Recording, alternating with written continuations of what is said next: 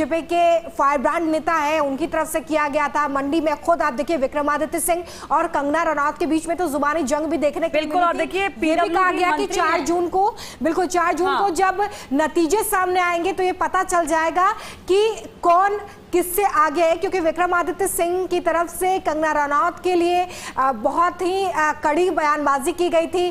कंगना रनौत के लिए कांग्रेस की तरफ से भी कड़ी बयानबाजी की गई, जिसको लेकर कांग्रेस को किनारा करना पड़ा और काफी जो आलोचना है वो झेलनी पड़ी। और ये तस्वीरें भी आप देखिए, कंगना रनौत की तस्वीरें भी आप देख लीजिए। कंगना रनौत पूजा पाठ करती हुई नजर आ रही हैं और कंगना रनौत का इलेक्शन वाले दिन भी ये दावा था कि 4 सीटें बीजेपी के खाते में यहां से जाती हुई नजर आएंगी और जिन 400 का नारा प्रधानमंत्री मोदी ने दिया है उन 400 में 4 सीटें हिमाचल की होंगी, ये कंगना रनौत ने किया था। और ये देखिए जैसे जैसे एक और रुझान उनके पक्ष में जाते हुए शुरुआती नजर आ रहे हैं, लेकिन दूसरी ओर वो मंदिर पहुंची हैं, पूजा अर्चना करती हुई वो नजर आ रही हैं। अनुराग ठाकुर भी अपनी सीट से 50,000 वोटों से आगे चल रहे हैं। कंगना रनौत के लिए ये निश्चित तौर पर एक बड़ी खुशखबरी के तौर पर शुरुआती रुझान भी होंगे, क्योंकि पहली दफा वो चुनावी मैदान में है। मीडिया में जब भी उन्होंने बात की तो कहा कि निश्चित तौर पर अगर मैं यहां से जीतती हूं तो मेरे लिए जो पहली प्राथमिकता होगी वो मेरी राजनीति होगी, वो मंडी के लोग होंगे, वो यहाँ के लिए काम होंगे। उन्होंने ये भी कहा कि यहाँ की इंडस्ट्रियल क्षेत्रों में जिस तरीके से ताला तमाम फैक्ट्रियों पर पड़ा है उनको खुलवाना मेरी पहली प्राथमिकता होगी।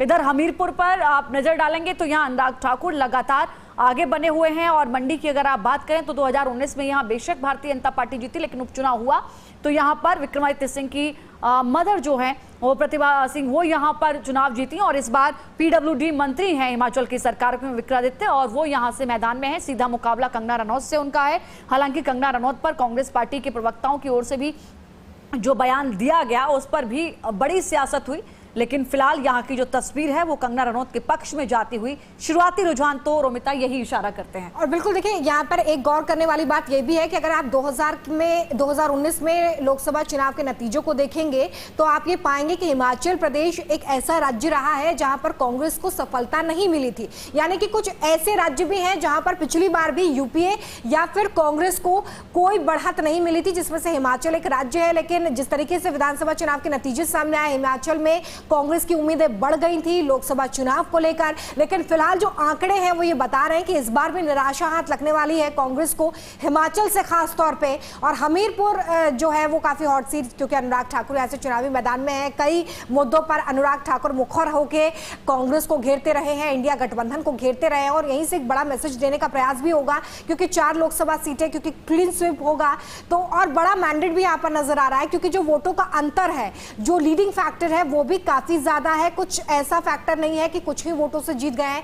मंडी में कंगना रनौत जो है वो आगे चल रही है, 23,000 वोटों से इस वक्त वो आगे हैं। और हिमाचल के लिए देखिए कहा जाता है कि हर बार विधानसभा चुनाव में अगर आप देखें तो पैटर्न बदल जाता है, हर बार एक नई सरकार को मौका हिमाचल की जनता देती है विधानसभा चुनाव में। लेकिन अगर लोकसभा चुनाव की बात करें तो यहाँ पर ये नजर आता है कि शायद प्रधानमंत्री नरेंद्र मोदी के चेहरे पर हिमाचल की जनता लोकसभा चुनाव में ज्यादा यकीन करती है। और ये पैटर्न कई राज्यों में देखने के लिए मिला है। इसका सबसे बड़ा एग्जाम्पल है दिल्ली, जहां पर आप देखें कि विधानसभा चुनाव में तो लोग आम आदमी पार्टी के साथ नजर आते हैं, लेकिन अभी भी अगर आप देखें तो 7 लोकसभा सीटों पर बीजेपी बढ़त बनाए हुए हैं, इंडिया गठबंधन का खाता तक खुलता हुआ नजर नहीं आ रहा है। बीजेपी की तो ये जीत है, लेकिन सबसे बड़ी जीत अगर आप हिमाचल की बात करते हैं तो आपको जेपी नड्डा की नजर आएगी, क्योंकि ये उनका गृह राज्य है।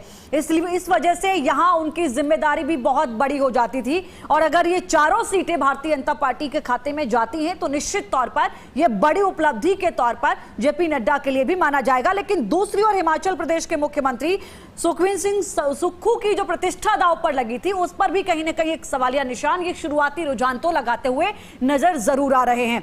4 सीटों पर भारतीय जनता पार्टी यहां से आगे चल रही है। आगे जो रुझान आएंगे उसमें ये जो आंकड़ा है, जो डिफरेंस है वो कितना बढ़ेगा, इस पर भी नजर रहेगी। अनुराग ठाकुर का जो वोटों का आंकड़ा है वो 50,000 से आगे चल रहे हैं। शिमला में बीजेपी के सुरेश कुमार भी आगे चल रहे हैं। तो जेपी नड्डा के लिए भी ये एक बहुत बड़ी राहत की खबर भी कहेंगे, क्योंकि उनका गृह क्षेत्र था। लगातार वो यहाँ पर जो है वो नजर भी आए और जिस दिन वोटिंग हुई उस दिन वो अपने पूरे परिवार के साथ यहाँ पर पहुंचे भी, लोगों को संदेश भी दिया। तो यहाँ पर क्लीन स्वीप करती हुई भारतीय जनता पार्टी नजर आ रही है। इसमें कोई दोहराए शुरुआती रुझान तो नहीं नजर आते हैं। देखिए 4 लोकसभा सीटों पर 37 उम्मीदवार हिमाचल में चुनावी मैदान में हैं और फिलहाल सबकी नजरें जो हैं वो कंगना रनौत की मंडी सीट पर है और इसके अलावा हमीरपुर से अनुराग ठाकुर की सीट पर निगाहें जो हैं वो टिकी हुई हैं। हिमाचल प्रदेश की मंडी सीट से बीजेपी ने बॉलीवुड एक्ट्रेस कंगना रनौत पर दांव चलाया।